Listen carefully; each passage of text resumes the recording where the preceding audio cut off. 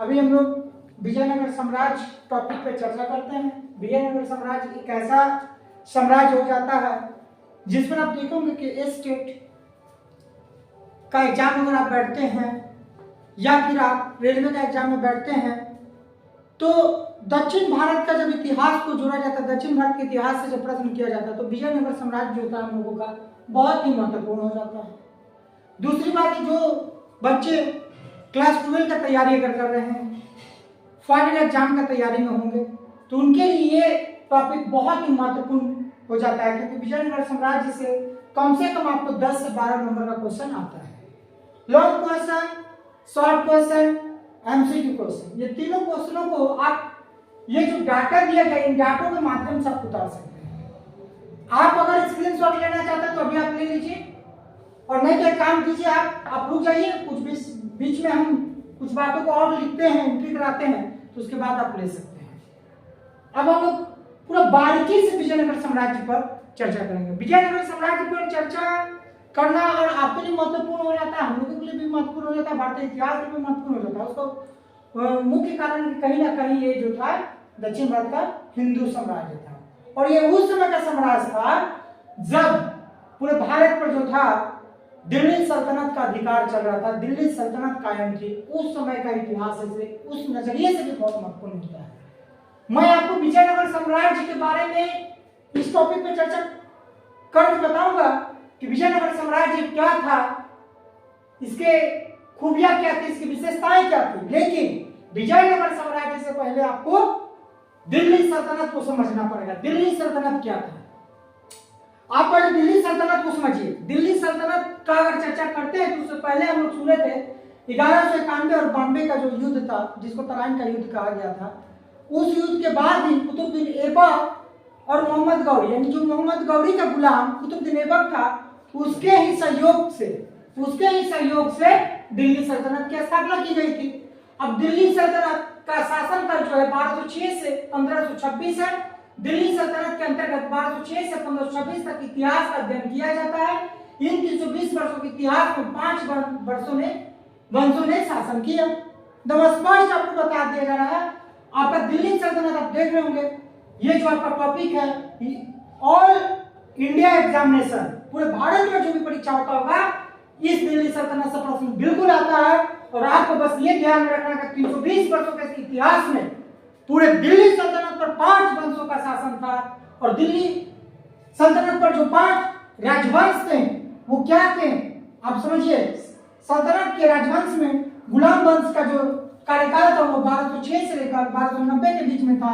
और गुलाम वंश, अगर आपको दिल्ली सल्तनत से संबंधित समझना होगा कि गुलाम वंश, खिलजी वंश, तुगलक वंश, सैयद वंश, लोधी वंश क्यों नाम आया, कैसे आया, तो इसमें एक अलग से मैं आपको दिल्ली सल्तनत में पूरा वीडियो बनाकर डाल दूंगा।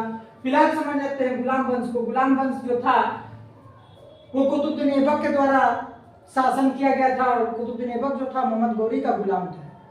चलिए उस पर बाद में वीडियो हम आपको देंगे। गुलाम वंश का शासन देखिए जो 1206 से 1290 था। खिलजी वंश का शासन जो था 1290 से 1320 था। तुगलक वंश का शासन जो 1320 से 1414 है। यानी अगर आमतौर पर देखा जाए तो यहाँ से आपके लिए बड़ा महत्वपूर्ण हो जाता है खिलजी वंश से। खिलजी वंश से कुछ संबंध जो है विजयनगर साम्राज्य का जुड़ जाता है। और आप देखे होंगे, आपको याद नहीं होगा, सैयद वंश के बाद अब देख रहे हैं 5वां लोधी वंश जो 1451 से 1526 था।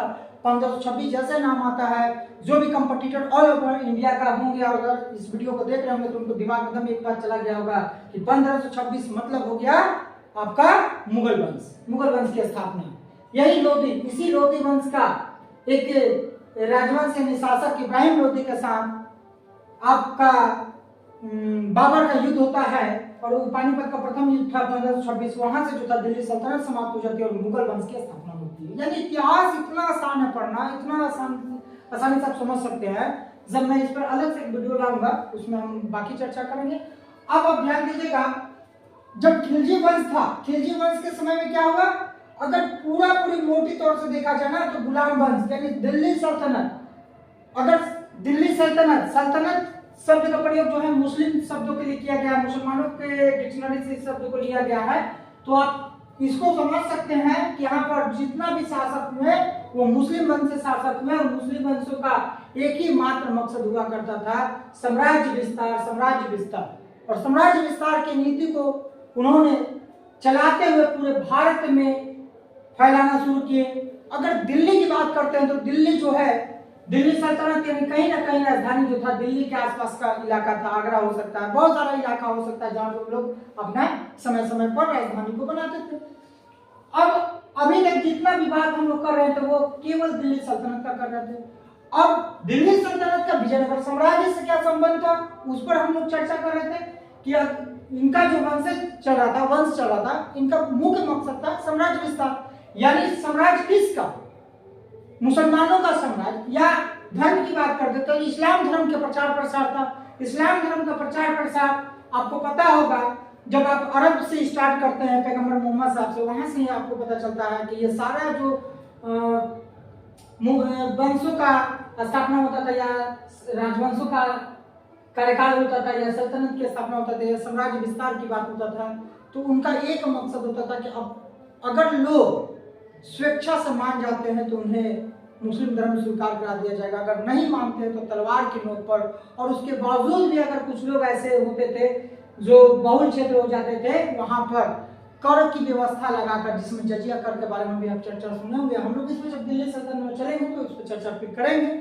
अभी फिलहाल हम लोग इसका कनेक्शन इससे जोड़ कर देखते हैं। ये जो खिलजी वंश था, इसी समय जो था उत्तर भारत से दक्षिण भारत की ओर जब ये अलाउद्दीन खिलजी का साम्राज्य विस्तार हुआ, तो आप समझ पा रहे होंगे कि आप थोड़ा सा इसको समझने का प्रयास कीजिएगा कि जो दिल्ली से दक्षिण भारत की ओर बढ़ा, तो आपको पता होगा कि वहां पर कृष्णा और तुंगभद्रा दो नदी है, एक कृष्णा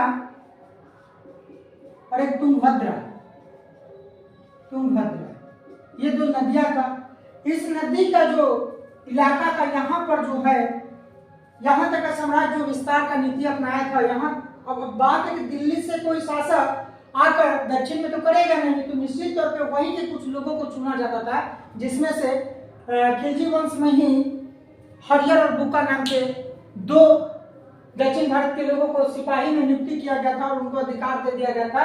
जबकि इनको अधिकार कब मिला था, जैसा भी आपको बोले कि कोई लोग अगर स्वेच्छा से हो जाता था या फिर जजिया कर लगा के, मतलब किसी भी तरह से प्रलोभन भी देकर, तो उस प्रलोभन का ही देन था कि हरियर और बुक्का नाम का जो दो हिंदू थे वो अपने धर्म का परिवर्तन करके वो इस्लाम धर्म स्वीकार करते हैं और उनको जो था उस इलाका को दे दिया जाता है। लेकिन अब हमारी कहानी जो है विजयनगर साम्राज्य यहाँ से स्टार्ट होती है। आपको पता चल गया कि खिलजी वंश में वो सैनिक का कार्य करते थे और वो अपना धर्म परिवर्तन कर चुके थे। अब हम लोग अपने मुख्य टॉपिक पे आ जाते हैं, विजयनगर साम्राज्य। अब हमें इससे कोई लेना देना नहीं है। खिलजी वंश या तुगलक वंश का जो भी चर्चा होगा थोड़ा बहुत, वो मात्र इसका कारण कि हरियर और बुक्का उसमें सम्मिलित नहीं, लेकिन हमको तो बात करना विजयनगर साम्राज्य में। विजयनगर साम्राज्य क्या, इसका देखिए आप देख पा रहे हो, विजयनगर साम्राज्य 1336 से 1649 इसका कार्यकाल था। अब इसको बारीकी समझिएगा। देखिए, मध्यकाल में स्थापित होने वाला प्रथम हिंदू राज्य विजयनगर साम्राज्य था। यह आपके लिए सबसे महत्वपूर्ण बिंदु हो गया। अगर मध्यकाल की बात करते हैं, मध्यकाल को ही क्या बोलते हैं, इस्लामों का राजवंश भी कह सकते हैं, साम्राज्य विस्तार कर सकते हैं। उस समय में सबसे ज्यादा अपने भारत में इन्हीं लोगों का विस्तार हुआ था। तो आप देख पा रहे हैं मध्यकाल का जो समय था ना, उस समय में प्रथम हिंदू राज्य अगर देखा गया था तो विजयनगर साम्राज्य था। इसकी स्थापना जो था हरियर और बुक्का नामक दो भाइयों ने 1336 ईस्वी में माधव विद्यानारायण के परिणाम से की थी। अब यहाँ समझिए थोड़ा सा बात को। अभी आपको हम बताएं कि ये जो हिंदुओं का प्रथम हिंदू साम्राज्य की बात है, इसलिए ये हमारे लिए बहुत महत्वपूर्ण हो जाता है। पहला चीज हो गया। दूसरा तो क्लास 12 का ये प्रमुख चैप्टर भी हो जाता है। अब यहाँ पे आप समझिए कि हरियर और बुक्का का नामक तो भाई इसका स्थापना किए। अब यहाँ पे ठीक है, स्थापना की, ये तो समझ में आ रहा, 1336 ईस्वी में की, ये भी समझ में आ गया। लेकिन आप यहाँ पे मार्क कीजिए, थोड़ा सा आप मार्क कीजिए, ये नाम क्यों आया, इनका संबंध क्या था। ये धर्म परिवर्तन कराए थे, यानी हरियर और बुक्का जो इस्लाम धर्म कबूल कर लिए थे, उन्हें पुनः हिंदू धर्म में लाने के लिए इनके द्वारा माधव विद्यानारायण के प्रेरणा से प्रेरित होकर इस प्रकार किया। मतलब इनको बताया गया कि जो तुम भूलवश या किसी प्रलोभन में आकर तुम जो धर्म परिवर्तन कर लियो, अपने धर्म में आ जाओ और अपने धर्म को तुम तभी ग्रहण कर सकते हो जब यहाँ का जो हिंदू धर्म का जो नियम है, संस्कृति है, उसको तुम करते हो तो पवित्र हो जाओगे। पवित्रता के बाद तुम अपने धर्म में आ जाओगे। और इसी प्रेरणा से प्रेरित होकर हरिहर और बुक्का जो थे विजयनगर साम्राज्य का स्थापना 1336 ईस्वी में करते हैं। अब सबसे महत्वपूर्ण चीज आता है कि हरिहर और बुक्का, ये दो नाम सबसे फेमस हो गया। अगर आपसे पूछा जाए कि विजयनगर साम्राज्य का स्थापना कौन किया, तो आपका मुंह से जवाब आना चाहिए हरिहर और बुक्का। कब किए? 1336 में। किसके प्रेरणा से? तो माधव विद्यानारायण के प्रेरणा से किया गया था। अब यहाँ पे माधव विद्यानारायण जो है, ये नाम इसलिए इंपॉर्टेंस होता है कि धर्म को परिवर्तित कराते, इन्हीं के द्वारा इस्लाम धर्म जो ये कबूल कर चुके थे, उससे इनको हिंदू धर्म में रूपांतरण किया गया था। इसलिए ये नाम बहुत अपने इंपॉर्टेंस है, ये पूछा जा सकता है या फिर हाईलाइटेड क्वेश्चन होगा। देखिए, पहले इसका नाम जो था हम्पी या हस्तिनावंती था, यह नगर बाद में विजयनगर के नाम से प्रसिद्ध हुआ। बाद में इसको विजयनगर का नाम दे दिया। अब थोड़ा सा समझना, यहाँ पे ये भी समझ सकते हैं कि विजयनगर साम्राज्य जो था ना, वो चार वंशों में शासन किया। अगर विजयनगर साम्राज्य की बात करते हैं, यहाँ पे जैसे सल्तनत के राजवंश में 5 वंश का शासन था, उसी प्रकार से विजयनगर साम्राज्य में 4 वंशों ने शासन किया। अब सबसे महत्वपूर्ण चीज आता है संगम वंश। अब संगम वंश देखिए, अगर विजयनगर साम्राज्य में पूछे कि कितना वंशों ने शासन किया, तो आपका जवाब होना चाहिए 4। आपसे पूछा जा सकता है कि विजयनगर साम्राज्य की जो स्थापना हुआ था, जो हरिहर और बुक्का नामक 2 भाइयों के द्वारा किया गया था, वो किस वंश से बिलोंग करते थे? तो आपका जवाब होगा संगम वंश। ठीक है, संगम वंश का काल भी आपसे पूछा जा सकता है। तो जैसा कि आप देख पा रहे होंगे, विजयनगर साम्राज्य का स्थापना 1336 में हुआ था, तो इसका स्टार्टिंग डेट जो होगा आपका 1336 होगा और चला था 1425 तक। अब नेचुरल सी बात है, प्राकृतिक तौर पे भी आप देख सकते हैं कि संगम वंश जो है, अगर 1336 से 1485 तक चला है, तो निश्चित यहाँ राजा कोई और होंगे। फिर आप सल्लू वंश में आइएगा, वहां पे राजा कोई और होंगे। फिर आइए तुल्लु वंश, उसमें राजा कोई और होंगे। फिर अरविडू वंश होगा, उसमें राजा कोई और होंगे। यानी राजा हिंदुओं का ही शासन चल रहा था। केवल क्या होता है ना, राजा बदल जाते हैं। राजा यानी इनके वंश का जितना भी राजा था वो हट गए और दूसरे वंश का राजा अपने ताकत पर जैसे भी हो वो जीत कर हासिल करते हैं और सालू वंश में आ जाते हैं। फिर उसी प्रकार से तुल्लु वंश में आएंगे, फिर अरविडू। अब सबसे महत्वपूर्ण प्रश्न आपके लिए, संगम वंश की उत्पत्ति कैसे हुई? विजयनगर साम्राज्य में अगर बात हुआ तो सबसे पहले संगम वंश क्यों हुआ? संगम वंश कहां से आया? संगम वंश के बारे में आप क्या जानते थे? जैसे आपको बता चुके हम शुरू में ही कि हरिहर और बुक्का जो थे, ये इस विजयनगर साम्राज्य का प्रमुख हीरो थे। कैसे हीरो हुए वो आपको पूरी कहानी हम दिल्ली सल्तनत से उठाकर आपको बताएं। अब उसी तरह का तरीका से देखा जाए तो हरिहर और बुक्का जो थे, उनके पिता का नाम जो था वो संगम था। अब उनके पिता का नाम संगम था, तो ये दोनों भाइयों के द्वारा जब राज्य स्थापना किया गया, तो इनका मन में आया कि जब हम लोगों के द्वारा स्थापना किया जा रहा है, तो हम लोग अपने पिताजी के नाम पर इस वंश की स्थापना कर देते हैं। इसलिए संगम वंश हो गया। संगम वंश का कार्यकाल 1336 से 1485 आया। अब जैसा आप देख पा रहे हो, पहले नाम आता है हरिहर, फिर आता है बुक्का। तो हरिहर जो था वो बड़ा भाई था और बुक्का छोटा भाई था। हरिहर जो था बड़ा भाई था और बुक्का छोटा भाई था। तो हरिहर के शासन के दौरान जब वो राजा बना, तो उनका शासनकाल बहुत लंबा नहीं चला, 2 साल 3 साल का शासन था हरिहर और बुक्का का, हरिहर का। उसके बाद उसका भाई बुक्का के बाद उसका हरिहर का जो पुत्र था हरिहर द्वितीय, फिर उसके वंशज में देवराय प्रथम। अभी हम लोग उस पर विशेष चर्चा करेंगे। अब देखिए, अब विजयनगर साम्राज्य की बात करते हैं। सबसे महत्वपूर्ण चीज आ जाता है क्या कि विजयनगर साम्राज्य जो था ना, ये स्थापित कहाँ था? चलिए ठीक है, पूरा का पूरा बात हम लोग समझ गए। हरिहर और बुक्का 1336 में इनके द्वारा स्थापना किया गया, विजयनगर साम्राज्य नाम था, बाद में इसका हम्पी नाम हो गया। तो सबसे महत्वपूर्ण अगर बात आता है तो ये विजयनगर साम्राज्य बना कहाँ था? देखिए, ये विजयनगर साम्राज्य की अगर घटना का जो बात हम लोग करते हैं, तो ठीक उसी समय 11 साल बाद, यानी आप देख पा रहे होंगे 1336 ईस्वी, इसमें 11 साल और जोड़ दीजिए, 11 साल बाद, यानी उसमें 1347 हो रहा था और एक और साम्राज्य का निर्माण हुआ, गठन हुआ, बहमनी। बहमनी राजवंश का स्थापना हुआ। बहमनी पर आपको अलग से हम वीडियो बना कर देंगे, लेकिन हल्का सा चर्चा कर लेते हैं, क्योंकि अगर विजयनगर की बात करें तो बहमनी को छोड़ा नहीं जा सकता है। अब एक आदमी दूसरी शादी कर ले तो उसकी एक पत्नी हो जाती है और दूसरा सौतेन हो जाती है, कुछ संबंध उसी तरह का है। अगर विजयनगर साम्राज्य को हम लोग हिंदुओं का फुल्ली अब पढ़ पा रहे हैं, प्रथम हिंदू राज्य का उपाधि दिया गया था, तो बहमनी भी उस समय दक्षिण भारत में पूरी तरह से मुसलमानों का शासन था, शासन व्यवस्था था।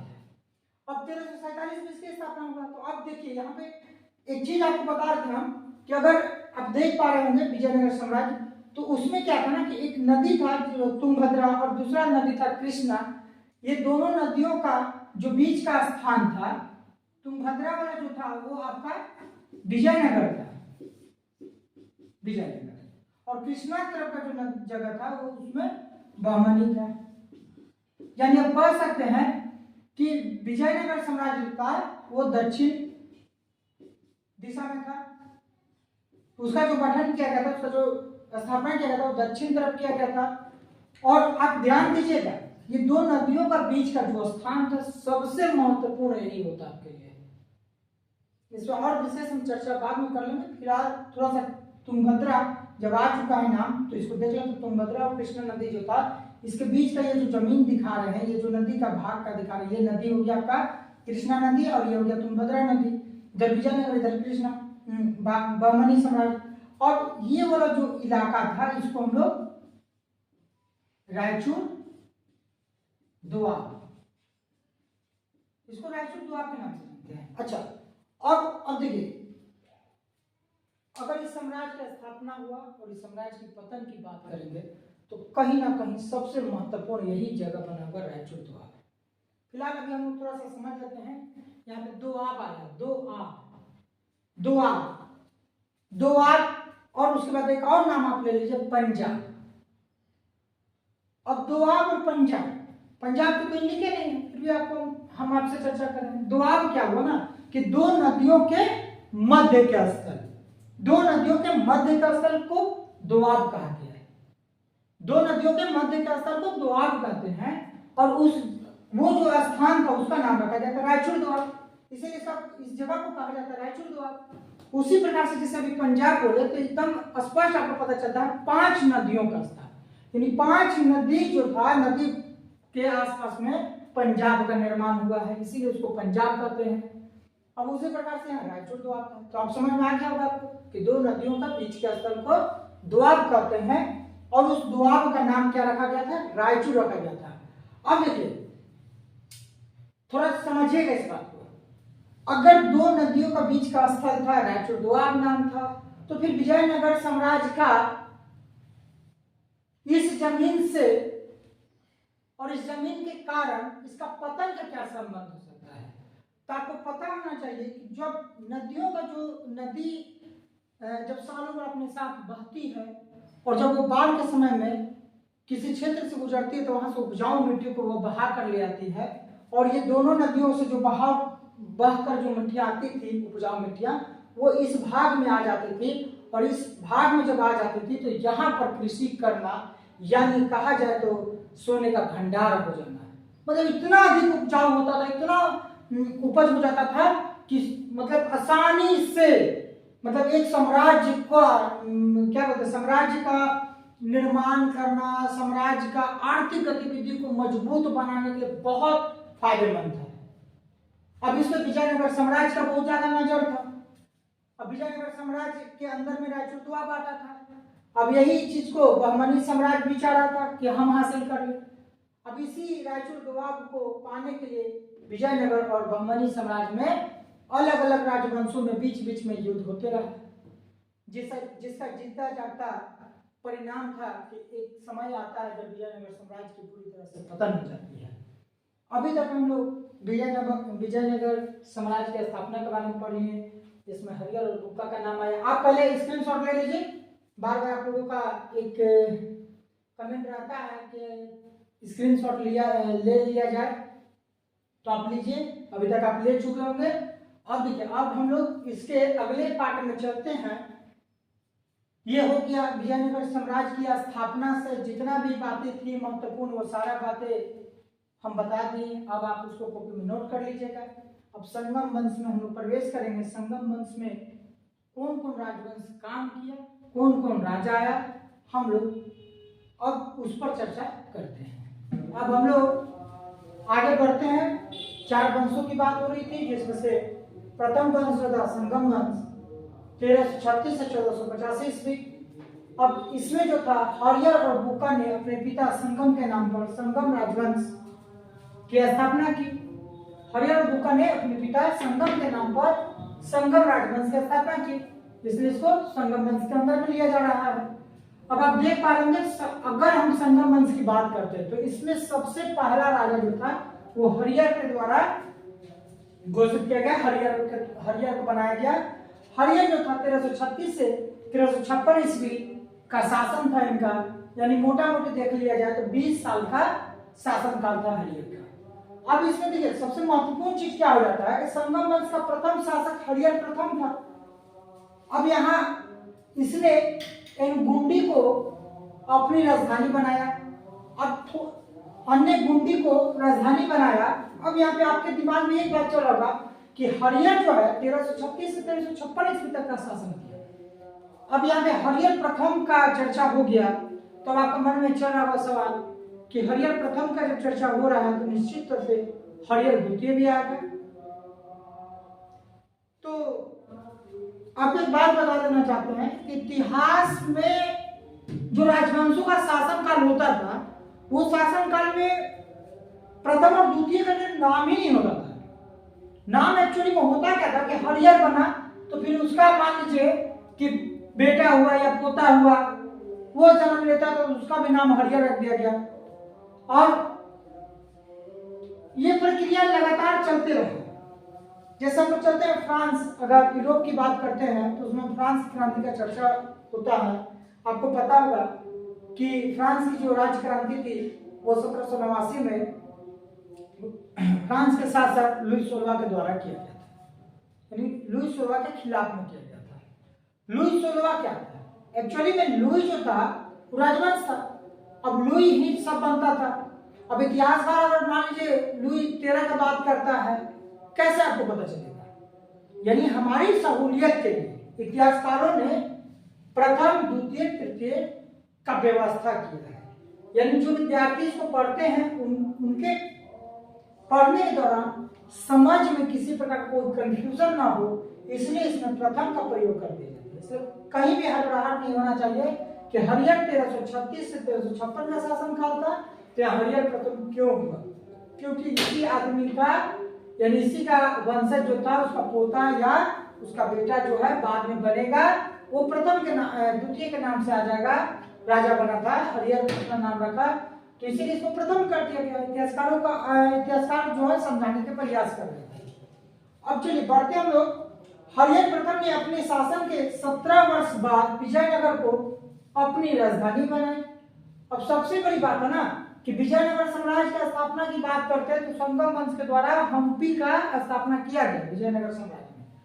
अब आया कि विजयनगर साम्राज्य का नाम की उत्पत्ति कहां से हो गया? तो बोला हरियर प्रथम ने अपने शासन के 17 वर्ष बाद विजयनगर को अपनी राजधानी बनाई। फिर इसी नगर के नाम पर विजयनगर साम्राज्य का नाम पड़ा।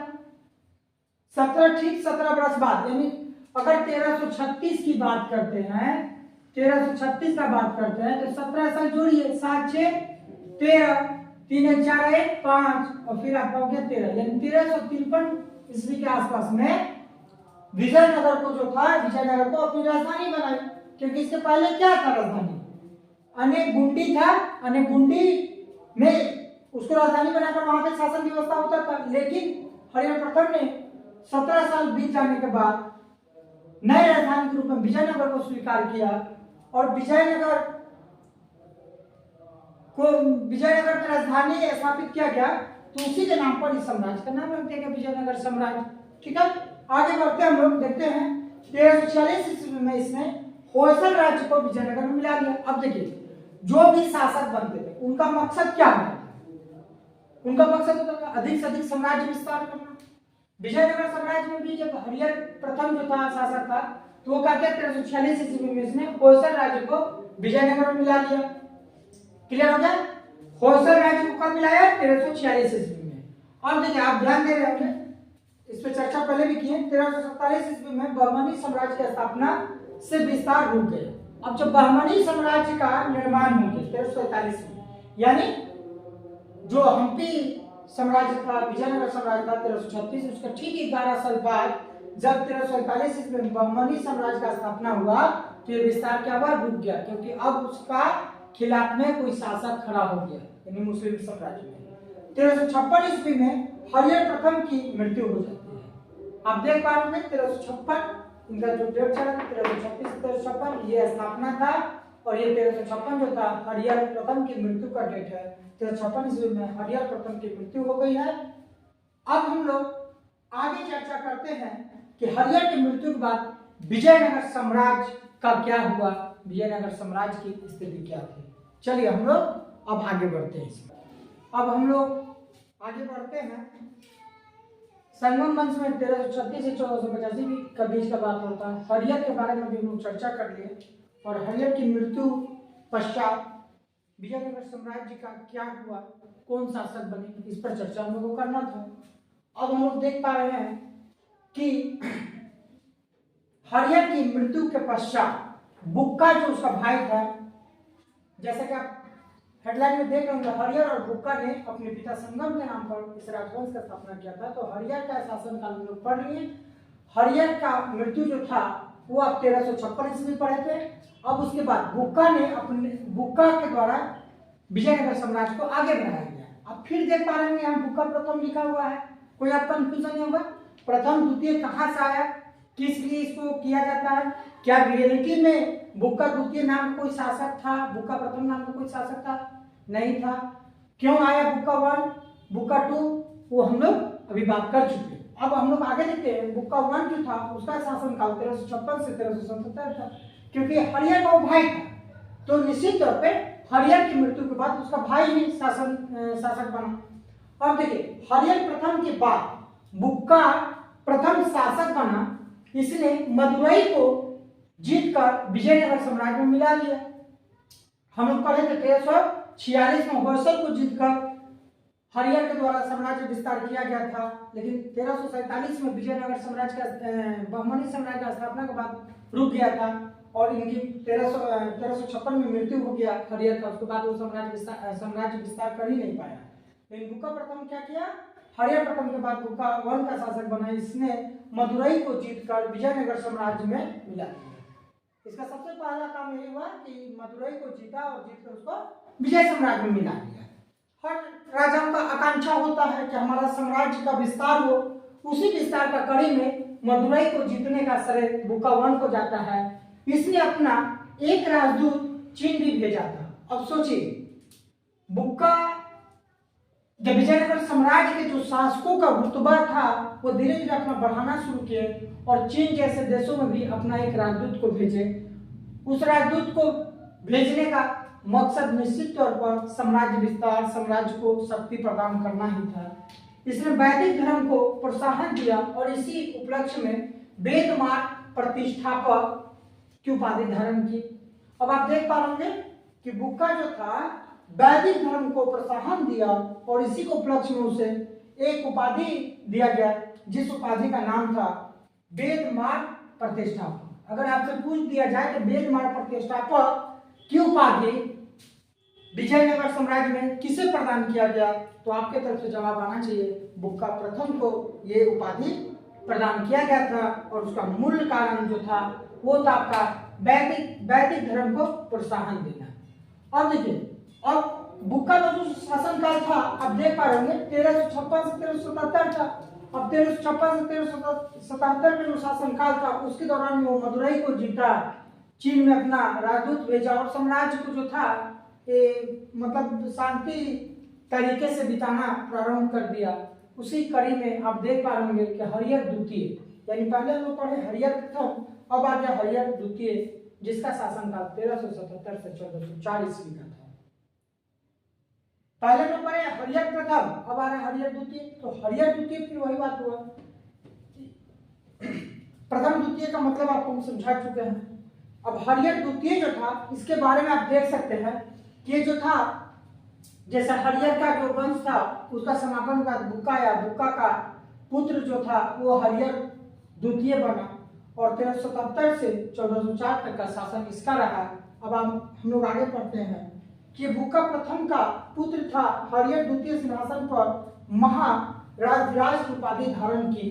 अब हरियर द्वितीय जो था जैसे सिंहासन पर बैठता है वो महाराज का उपाधि धारण कर लेता है, यानी यहाँ से इसका नाम महाराज की उपाधि के साथ इसको सुशोभित किया गया। क्यों? क्योंकि यह विजयनगर साम्राज्य का शासक बना, सिंहासन पर आसीन हुआ, उस उपलब्धि में उसको दिया गया। अब होता हरियर द्वितीय ने कनारा, मैसूर, त्रिचन्नापल्ली, कांची आदि प्रदेशों पर विजय प्राप्त की।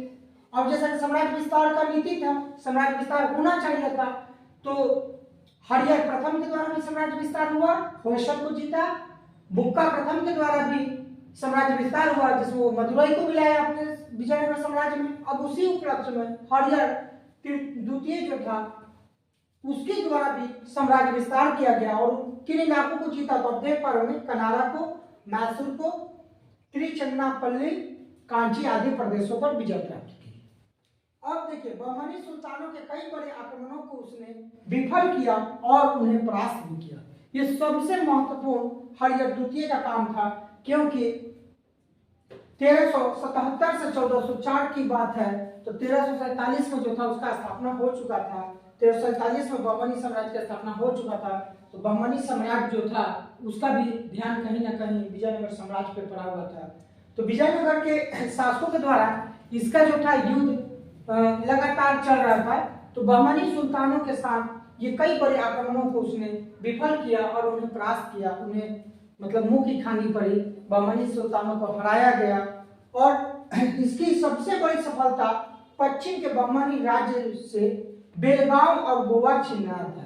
यानी आप कह सकते हैं कि बहमनी राज्य के अंदर में जो बेलगांव और गोवा पड़ता था उन इलाकों को भी हरियर बुक्का के द्वारा हरियर द्वितीय के द्वारा हासिल किया गया। उन्हें युद्ध में हराकर उनसे बेलगांव और गोवा पर विजयनगर साम्राज्य का स्थापना कर दिया गया, विजयनगर साम्राज्य में उसको मिला दिया गया। ये अभी तक का हम लोगों का लगभग संगम वंश से संबंधित पूरा टॉपिक चल रहा था। जैसा कि विजयनगर साम्राज्य में 4 वंशों की बात है, तो एक ही वीडियो में अगर इसको बनाया जाए तो वीडियो काफी लंबा हो जाएगा, जिसको देखने में समझने में शायद आपको भी कठिनाई हो जाए और हमको अपलोड करने में भी कठिनाई हो जाएगा। चीजों को समझना है, लेकिन चीजों को सरलता से कैसे समझे, चीजों को पार्ट बाय पार्ट कैसे समझे, यह हमारे लिए बहुत महत्वपूर्ण हो जाता है। मेरे ख्याल से अगर विजयनगर साम्राज्य से हरियर द्वितीय तक आपका कोई भी प्रश्न किसी भी कंपटीशन में उठता है तो आप फिर से बैठ करके आप इस वीडियो को देख लीजिए। आपका एक भी प्रश्न कहीं से भी नहीं छूटने जा रहा है, कोई ऐसा प्रश्न नहीं आएगा हरियर द्वितीय तक में कि आपको कोई प्रश्न आपका छीन ले। जितना भी महत्वपूर्ण टॉपिक था उन सारी टॉपिकों को हम लोग अपने मार्कर पेन के माध्यम से लिख कर प्रदर्शन करने का कोशिश किए। जो एनसीईआरटी में सबसे महत्वपूर्ण टॉपिक है, पॉइंट है, उन पॉइंटों को हम लोग कलेक्ट करते हैं, उसके बाद आपको यहाँ उतार कर बताते हैं। अब इसके बाद अगर हरियर द्वितीय के बाद बात करते हैं तो क्या संगम वंश समाप्त हो गया? क्या संगम वंश का अस्तित्व खत्म? क्या नए वंश जो हम लोग सुल्लो वंश का बात करें थे वो आएगा? बहुत सारे मन में प्रश्न चल रहा होगा, लेकिन अभी आपको बता देते हैं कि अभी आपका संगम वंश खत्म ही नहीं हुआ है। क्योंकि खत्म कब होगा आप देख सकते हैं 1336 से 1485। आप विद्यार्थी हैं, आपके मन में वो सारा चीज चलना चाहिए। हम लोग अभी बात कर रहे हैं 1404 का, अभी सोच लीजिए 1404 में है और जाना हमको 1485 तक है, तो निश्चित हरियर द्वितीय के बाद भी शासक होगा। जैसे हम लोग फिर बात कर लेंगे हरियर प्रथम का, देवराय प्रथम का, फिर देवराय द्वितीय का। इस पर हम लोग बहुत जल्द पूजा के बाद जो है एक इसका पार्ट 2 वीडियो लाएंगे। तब तक आप इस वीडियो को प्रयास कीजिए कि अपने नज़दीकी जरूरतमंद लोगों को शेयर करें। हमारे चैनल अगर आपको समझ आता हो, पसंद आता हो, तो आप उसको लाइक करें, सब्सक्राइब करें और हमारी टीम को हौसला दें, क्योंकि आपका एक लाइक जो है हमारी टीम को बहुत ज़्यादा हौसला देगा। और उस हौसला के उपलक्ष्य में जो इतिहास से संबंधित जितनी भी आपकी कंपटीशन और स्कूल से जुड़ा हुआ टॉपिक है, उन टॉपिकों को मेरा वादा है कि हम लोग पूरा कवर करेंगे। किसी भी ऐसे टॉपिक को नहीं छोड़ेंगे जो आपके एग्जाम में आता हो और उसके बारे में आपको जानकारी ना हो। लेकिन जानकारी के साथ में एक चीज हम ये भी बोलना चाहते हैं कि जानकारी के साथ साथ आपको मजा भी आना चाहिए। इतिहास आप पढ़िए, इतिहास पढ़ते पढ़ते सूत नहीं चाहिए। अगर हम पढ़ा रहे हैं और हम खुद झूल रहे हैं तो समझ जाइए कि कितना बढ़िया पढ़ा रहे होंगे। जो चीजें यहाँ लिखी गई है वो आपके दिमाग में कैसे छपे, इसका प्रयास हम लोगों का होता है। और हम लोग इसका पार्ट 2 बहुत जल्दी ला रहे हैं। तब तक आप इस वीडियो को देखें, एंजॉय करें। आप इन वीडियो से जो महत्वपूर्ण जानकारियां होती है उसको अपने नोटबुक में एंट्री कर लें, ताकि जो दूसरा वीडियो आए उसको आप देखें तो फिर इस वीडियो के सारा मटेरियल आपके पास पहले से उपलब्ध हो, ताकि वो पार्ट जो है समझने में आपको इजी हो।